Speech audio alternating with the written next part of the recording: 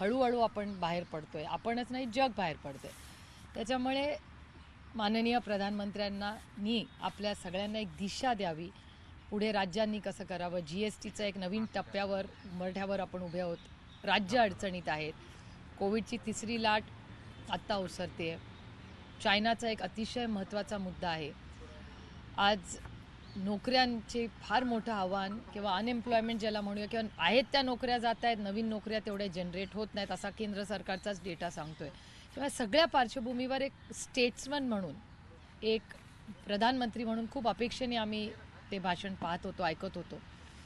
आणि दुर्दैव की आपल्या महाराष्ट्राबद्दल जे माननीय प्रधानमंत्री बोलले, हे मला स्वतःला वैयक्तिकपणे फार दुःख देणारी गोष्ट झाली.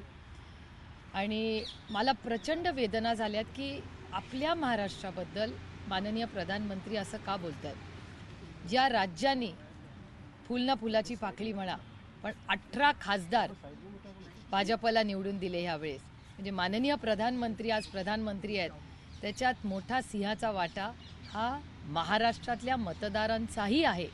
आणि त्या महाराष्ट्राच्या मतदारांचा आणि महाराष्ट्राचा अपमान हा काल एक कोविड सुपर स्प्रेडर म्हणून त्यांनी केला. हे खूप धक्कादायक आहे आणि खूप दुर्दैवी आहे. म्हणजे कुठल्याही प्रधानमंत्री, भाजपचे प्रधानमंत्री नाही आहेत, ते तुमचे माझे सगळ्यांचे प्रधानमंत्री आहेत, त्या देशाचे प्रधानमंत्री आहेत. आणि एका पक्षाच्या वतीने ते बोलतात आणि एका राज्याच्या वतीने एक प्रधानमंत्री बोलतो, ह्याचं मला भयंकर दुःख झालं की ते म्हणजे एकदा निवडून आले की ते आपले प्रधानमंत्री होतात. त्यांचा मान सन्मान हा आपण सगळ्यांनीच केला पाहिजे. त्याच्यात पक्ष येतच नाही. ती पोस्ट पक्षाची नाही आहे, ती संविधानिक या देशाचा सगळ्यात महत्त्वाचा president of India, prime minister of India देशाचे असतात. त्याच्यामुळे आणखीन ते दुःखदायक होतं महाराष्ट्रासाठी. आणि महाराष्ट्राचं योगदान म्हणजे मी तुम्हाला छोटंसं उदाहरण देते. काल माननीय प्रधानमंत्री अतिशय प्रांजळपणे मी माहिती मांडते की त्यांनी बुकिंग इन श्रमिक स्पेशल ट्रेन्स, आता श्रमिक ट्रेन्सचा जो आढावा हा गव्हर्नमेंट ऑफ रेल्वेजचा कागद आहे, हा महाराष्ट्र सरकारचा कागद नाही, हा केंद्र सरकारचा कागद आहे. ह्याच्यात त्यांनी असं लिहिलेलं आहे की outgoing trains from state, Gujarat राज्यामधून 1033 ट्रेन्स गेल्या, महाराष्ट्रातून 817, पंजाबमधून 400 आणि सगळ्या राज्यांची माहिती आहे. आणि इनकमिंग अँड आउटगोईंग ही सगळी माहिती आहे. त्याच्यात महाराष्ट्र आणि ट्रेन महाराष्ट्र सरकार नाही चालवतो, केंद्र सरकार चालवतं. केंद्र सरकार ठरवतो कुठली ट्रेन कुठून जाणार, किती वाजता जाणार, काय जाणार.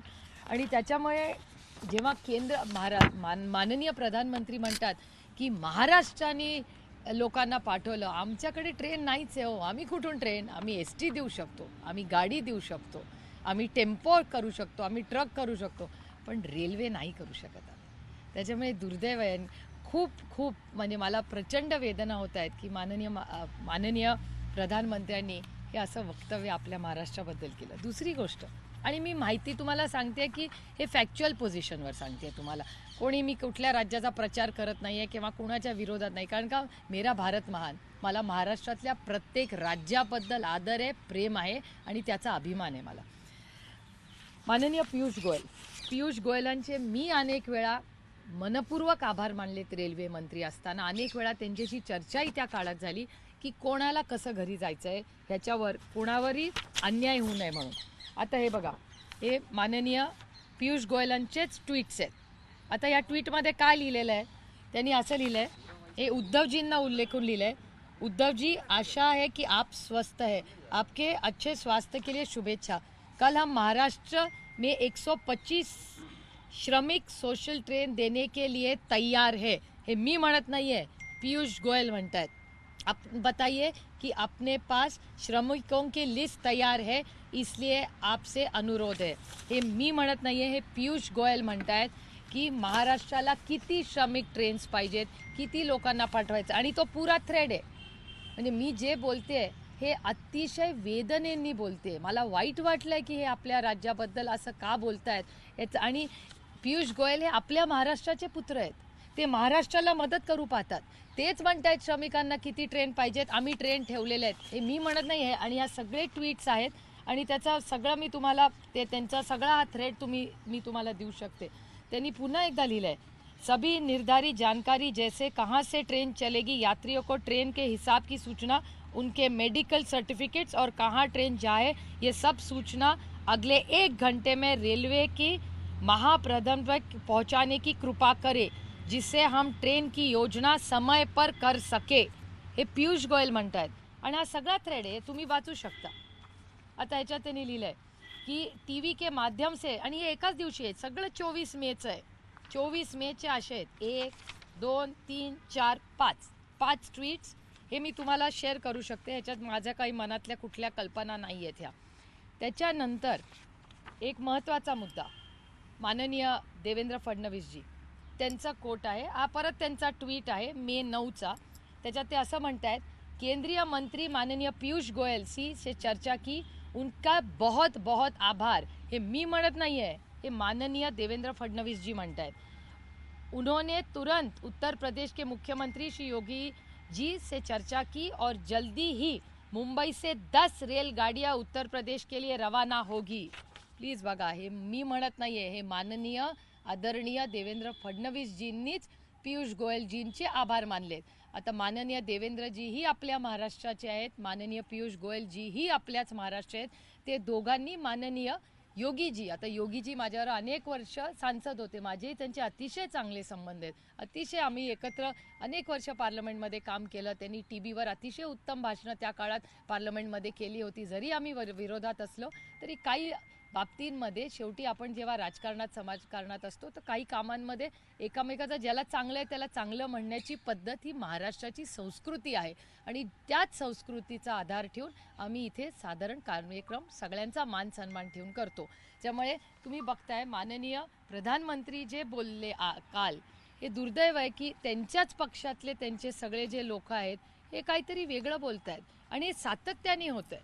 म्हणजे महाराष्ट्राबद्दल हा गैरसमज त्यांच्याच लोकांनी. एक उदाहरण देते ज्याचा व्हिडिओ आहे, त्याचा माझ्याकडे लिहिलेला नाही आहे, पण माननीय हरीशभाई आमचे बंधू आहेत, ते हरीश द्विवेदीजी ज्यांनी पार्लमेंटमधलं पहिलं भाषण केलं प्रेसिडेन्शियल ॲड्रेसमधलं, अतिशय उत्तम बोलले. 1 तासभर बोलले, बऱ्याच गोष्टी बोलल्या, सगळ्या काही गोष्टी मला पटल्या नाहीत पण बोलले. ते बोलत असताना त्यांनी स्वतः सांगितलं असं, जी ऑन रेकॉर्ड आहे, त्याचा व्हिडिओ मी तुम्हाला देऊ शकते, की श्रमिकांच्या ज्या ट्रेन्स होत्या, प्रत्येक श्रमिकाला ज्याला घरी जायची इच्छा होती त्याला ट्रेननी पोचवण्याचं काम हे आमच्या सरकारने, म्हणजे त्यांच्या सरकारने केलं, असं हरीश भाई आमचे बंधू आहेत ते द्विवेदीजींनी बोलले. त्यांच्या हे गेल्या मागच्याच आठवड्यातली गोष्ट आहे. आता तुम्ही परत मी हिशोब करते की ट्रेनची लिस्ट ही केंद्र सरकारची आहे. माननीय पियुष गोयलजी बोलले, हे त्यांचे ट्विट्स आहेत. माननीय देवेंद्र फडणवीसजी बोलले, त्यांनीच पियुष गोयलांचे आभार मानले, ही त्यांचा ट्विटवर त्यांनी मानलेले आहेत. त्याच्यानंतर माननीय आमचे बंधू हरीश द्विवेदीजी जे मागच्या आठवड्यात पार्लमेंटमध्ये बोलले, त्यांनीही या श्रमिकांना कसं माननीय मोदीजींनी व्यवस्थित घरी पोचवलं ह्याच्याबद्दल लिहिलं आहे. त्यामुळे मला, आणि ही माणुसकी विसरलो आपण या महामारीमध्ये. आणि दुर्दैव की माननीय प्रधानमंत्र्यांनी 2च राज्य घेतली, पंजाब आणि उत्तर प्रदेश, बाकीच्यांबद्दल त्यांनी काही उल्लेखच केला नाही. आणि मला एक गोष्ट ही रेकॉर्डवर आणायची आहे की आम्ही सगळ्यांनी पार्लमेंटमध्ये ठरवलं होतं की कोविडच्या काळात अनेक राज्यांमधून लोक एका राज्यातून दुसऱ्या राज्यात, काही कुटुंब असतील किंवा श्रमिक गेले असतील, तेव्हा त्यांचं खाण्याचं असेल, त्यांना औषध असेल, कुणाला बेड लागला असेल, ह्या देशातले अनेक खासदार आहेत ज्यांनी आम्ही एकामेकाला मदत मागितली त्या काळात, आणि ओपनली ट्विटरच्या माध्यमातून आणि पार्लमेंटमध्ये आम्ही एकामेकाचे ऑफिशियली आभार मानलेले. मी आभार मानलेले. काही मराठी लोक कुठे अडकले होते, एखाद्या खासदाराला फोन केला, त्या राज्यांनी मदत केली, त्यांचं आभार मानणं हे माझं कर्तव्य आहे. ही माझी मराठी आणि भारतीय संस्कृती आहे. तसंच अनेक भाजपचे खासदार आहेत ज्यांनी ऑन रेकॉर्ड महाराष्ट्राचे आभार मानलेत की आमच्या छत्तीसगड असेल, झारखंड असेल, UP असेल, बिहार असेल, त्यांचे आम्हाला फोन आले आणि त्यांचाही मनाचा मोठेपणा आहे की त्यांनी पार्लमेंटमध्ये महाराष्ट्र सरकारचे, आमच्या सगळ्यांचे आभार मानले. काय माणुसकी विसरलोय आपण? इतकं आपलं राजकारण आता अशी इतकी पातळी झाली आपली खालची की आपण माणुसकी पण विसरणार आहोत अशा काळात.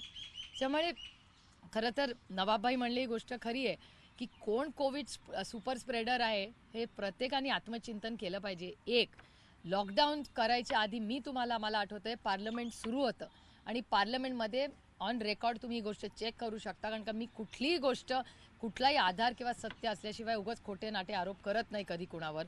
पण माननीय सौगता रॉय जे पार्लमेंटमध्ये बोलले, तृणमूल काँग्रेसचे आहेत, ते स्वतः माननीय प्रधानमंत्र्यांपर्यंत चालत गेले पार्लमेंटमध्ये आणि म्हणाले सगळ्यांचं मत आहे की पार्लमेंट आपण लवकर संपवलं पाहिजे, कारण का कोविडची महामारी पसरते असं सगळीकडेच आहे. प्रत्येक खासदारांनी आणि आपल्या आपल्या राज्यात जाऊन काय चाललं हे बघितलं पाहिजे. तेव्हा ते असं म्हणाले की नको आत्ता बघूया, नंतर बघूया काय करायचं, कारण का मध्य प्रदेशचं सरकार पाडण्यामध्ये हे सगळे व्यस्त होते. हे दुर्दैव आहे की ह्या कोविडच्या काळात जिथे माणुसकीचा म्हणजे सर्व ओळख असू दे किंवा नसू दे, लोकांनी धावून धावून एकासाठी मदत केली, लोकांनी रक्तदान केलं, एकामेकासाठी रस्त्यात थांबून स्वयंपाक केला. मला अजून ते दृश्य आठवतंय. मला एक फोटो कोणीतरी पाठवला होता. एक महिला, तिच्या मागे एक बॅग होती, त्याच्यावर एक मूल झोपलं होतं आणि ते वडील ती बॅग खेचत होते आणि त्याच्या खाली एक टॅगलाईन होती, तुझसे नाराज नहीं जिंदगी हैरान हूँ मैं. मला आज माननीय प्रधानमंत्र्याला हाच प्रश्न विचारायचा आहे की माननीय प्रधानमंत्री जी, मैं आपसे नाराज नहीं हूँ, हैरान हूँ मैं आपसे की तुम्ही आज माझ्या महाराष्ट्राबद्दल किंवा आमच्या लोकांबद्दल, आम्ही सुपर स्प्रेडर्स आहोत म्हणून असं कसं बोलला. त्याला सायंटिफिक टेम्परामेंट पण नाही, सायंटिफिक त्याला बॅकग्राऊंड पण, थोडासा सायंटिफिकली पण त्यांनी आरोप केला असताना तरी मी कबूल केला असता.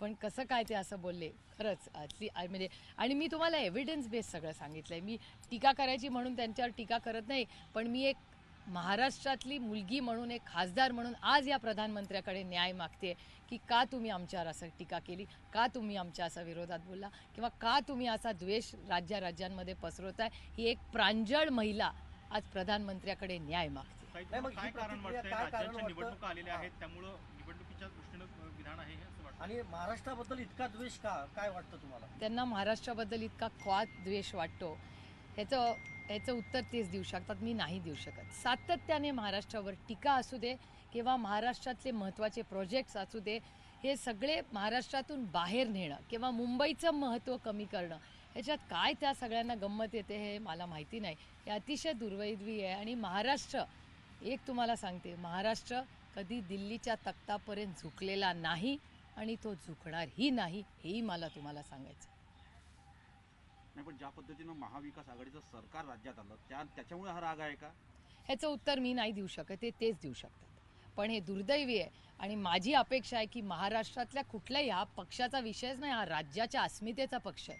भाजपमधल्याही मी आमदार खासदारांना विनंती करीन की तुम्ही उभं राहिलं पाहिजे, राज्याच्या वतीने उभं राहिलं पाहिजे, कारण हे आम्हाला पंजाब राज्य आपली संतांची भूमी आहे, आपलं नातं किती जवळचं आहे. नामदेव महाराजांचं जेवढं आपण कौतुक आणि प्रेम करतो तेवढंच पंजाबनीही केलेलं आहे. तो धागा प्रेमाचा, विश्वासाचा, संतांचा हा किती आपल्याला जवळ आणतो. उत्तर प्रदेशचं आपलं नातं, किती खासदार आहेत किंवा आमची जुनी नाती आहेत. माननीय चंद्रशेखरजींचं महाराष्ट्रावरचं विशेष प्रेम, या देशाचा प्रधानमंत्री होऊन गेले, ते पण उत्तर प्रदेशचेच आहेत ना. किती घनिष्ठ संबंध आपले आहेत, किती गोष्टी एकत्र, विश्वासाच्या नात्याने लोक, उत्तर प्रदेशचे लोक महाराष्ट्रात येतात. आपण एकत्र अनेक वर्ष काम करतो, तर आपल्यांमध्ये आणि त्यांच्यात अंतर आणण्याचं काम हे एका प्रधानमंत्र्याच्या भाषणातून होऊ शकतं, हे मला धक्कादायक आहे आणि दुर्दैवी आहे. सध्या पार्लमेंट चालू आहे, या संदर्भात काही खासदार तुम्ही विरोधी पक्षांचे एकत्र येऊन याबाबत काय भूमिका घेणार आहात? नाही, अर्थातच मी म्हणूनच तुमच्या माध्यमातून माननीय प्रधानमंत्र्यांना विनंती करते आणि पुन्हा पुन्हा हे करते की तुमसे नाराज नहीं हूँ मैं, सिर्फ हैरान हूँ मैं की या देशाचे प्रधानमंत्री माझ्या राज्याबद्दल असं का बोलतात. कालच्या भाषणामध्ये त्यांनी महागाई संदर्भात सुद्धा काही वक्तव्य केले की नेहरू सुद्धा अशा पद्धतीने आंतरराष्ट्रीय कारणं देत होते आणि आता सुद्धा सरकार जे आहे ते काही आंतरराष्ट्रीय घटकामुळे प्रभावित आहे, पण आम्ही प्रयत्न करतो असं त्यांचं म्हणणं होतं. 2 wrongs don't make a right ना. तुम्ही एवढी टीका काँग्रेसवर एरवी करता, पण हे विसरून जाता. मग दरवेळीच उदाहरण देताना तुम्ही काँग्रेसचंच उदाहरण देता. मग तुमच्यात आणि काँग्रेसमध्ये अंतर काय राहिलं? मग तुम्ही एकाच आहात ना. दरवेळीच ते उदाहरण देताना तुम्ही हे केलं तेव्हा आम्ही हे केलं, ह्याच्यात चूक काय? 2 wrongs don't make a right. तुमच्यात आणि त्यांच्यात अंतरच नाही राहिलं, मग कशाला टीका करता काँग्रेसवर? कबूल करा. आज एका वर्तमानपत्रात मी वाचलं की 60 मिनिटाच्या भाषणामध्ये, पहिल्या 60 मिनिटाच्या 50 वेळा काँग्रेसचं नाव घेतलं. आपण कुणाचं नाव कधी इतकं घेतो जेव्हा आपल्याला काहीतरी आस्था वाटते ना, नाही तर कशाला नाव घेतलं असतं आपण. पण पंतप्रधान राष्ट्रपती भाषणावर बोलण्यापेक्षा इतर विषयावरती बोलतात, तो राष्ट्रपती भाषणाचा अवमान वाटत नाही का? कारण की अभिभाषणावरती साधारणतः त्या विषयावरती चर्चा होते. यापूर्वीची परंपरा जर बघितली पार्लमेंटची तर त्यामध्ये साधारणतः अभिभाषणावरच नेहमी चर्चा होती. टीका करायची असेल तर एखाद्या विषयावर, पण संपूर्ण अभिभाषणाला डावलून फक्त टीका करणे हा अवमान माझं नाही म्हणणं का? आहे टीका ही सगळ्यांनी केली पाहिजे, त्याच्यात काही गैर नाही. तो अधिकार आपल्याला भारतरत्न डॉक्टर बाबासाहेब आंबेडकरांनी दिला आहे. ह्याला तर वायब्रंट डेमोक्रेसी म्हणतात. टीका आम्ही त्यांच्यावर करावी, त्यांनी आमच्यावर करावी, पण काहीतरी त्याला म्हणजे प्रधानमंत्र्यांकडून मला खूप अपेक्षा होत्या. मला असं वाटलं की ते देशाला काहीतरी डायरेक्शन काल देतील, की आपण सगळ्यांनी म्हणून काय केलं पाहिजे म्हणजे देश पुढे जाईल. ह्या अपेक्षेने मी बघत होते. आणि मी तुम्हाला पुन्हा एकदा अतिशय प्रांजळपणे सांगते की एकदा निवडून आल्यावर ते पक्षाचे प्रधानमंत्री नसतात, ते तुमचे माझ्या देशाचे प्रधानमंत्री असतात. ते जेवढे गुजरातचे आहेत, उत्तर प्रदेशचे आहेत, तेवढे माझ्या महाराष्ट्राचे आहेत, अशी माझ्या मनातली भावना आहे. तुम्ही भूमिका मांडताय, मात्र काल भाषण झाल्यापासून पवार साहेबांशी तुमचं काही बोलणं झालं का? काय नेमकं त्यांचं? मला खूप उशीर झाला यायला खरं तर, आणि ते सकाळी लवकर पार्लमेंटला गेले. पण आम्हाला सगळ्यांनाच ह्या एक वेदना ह्या झाल्या आहेत. आपण भारतीय आहोत, पण आपण मराठीही आहोत, आणि मला मराठी असण्याचा सार्थ अभिमान आहे. आणि का कुठल्याही राज्याच्या विरोधात कोणीही कोणीही बोलू नये. माझं म्हणणं आहे आपण सगळे सारे जहाँ से अच्छा हिंदुस्तान हमारा आपण जेव्हा म्हणतो, तेव्हा या सगळ्या राज्यांमधूनच किती सुंदर आहेत. आपल्या भाषा असतील, आपले संस्कार असतील, आपल्या इतिहास असेल, आपले लेखक असतील, केवढं कल्चरल हेरिटेज आपल्या देशात आहे. आणि हे सगळं विसरून कसं चालेल. पण मला वैयक्तिकपणे प्रचंड वेदना झाली. हे सगळं हिंदीमध्ये हिंदीमध्ये थोडक्यात. मैं माननीय प्रधानमंत्री जी ने कल जो वक्तव्य किया, मुझे हमेशा लगता था कि ज़रूर वो बीजेपी से चुन के आए, लेकिन वो मेरे भी प्रधानमंत्री, इस देश के हर नागरिक के प्रधानमंत्री है. और जिस तरह से उन्होंने कल महाराष्ट्र के बारे में कहा, वो मुझे थोड़ा सा शॉकिंग भी लगा, क्योंकि एक राज्य के खिलाफ जिस तरह वो बोले कि महाराष्ट्र की कांग्रेस या वहाँ के लोगों ने कोविड का सुपर स्प्रेडिंग किया, टिकट्स दिए. मैं सिर्फ उनको पूछना चाहती हूँ, एक तो कि जो एविडेंस है हमारे पास, उसमें उन्होंने कहा कि ट्रेनें महाराष्ट्र सरकार ने लोगों को भेजा और उसके कारण कोविड सब जगह हुआ. मैं सिर्फ उन्हीं की सरकार का जो डेटा है वो शेयर करना चाहती हूँ कि गुजरात से 1033 ट्रेनें चली, महाराष्ट्र से 817 श्रमिक ट्रेनें चली, पंजाब से 430 ट्रेनें चली. ये सारा डेटा मेरा नहीं है, ये केंद्र सरकार का डेटा है, जो उनका है, मेरा नहीं है ये.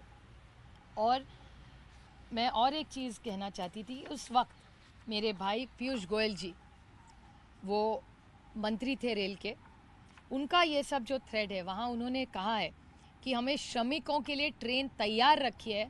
माननीय उद्धव जी को वो खत लिख रहे थे, ट्वीट कर रहे थे, खत नहीं लिख रहे थे, ट्वीट कर रहे थे कि उद्धव जी लिस्ट भेजिए, सारी ट्रेनें तैयार है आपके लिए.